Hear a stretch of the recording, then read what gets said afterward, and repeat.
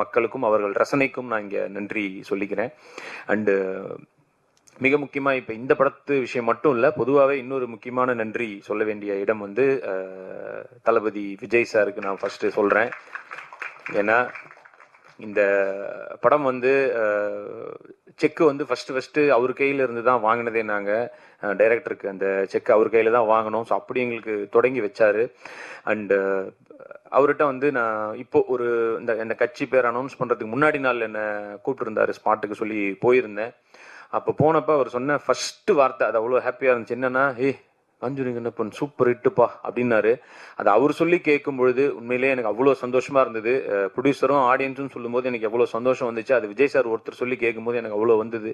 அந்த படம் அவர் பார்த்துருக்காரு, அதை பத்தி என்கிட்ட பேசணும்னு நினைச்சிருக்காருன்றதே எனக்கு ஒரு மிகப்பெரிய ஒரு சக்சஸா இருந்தது.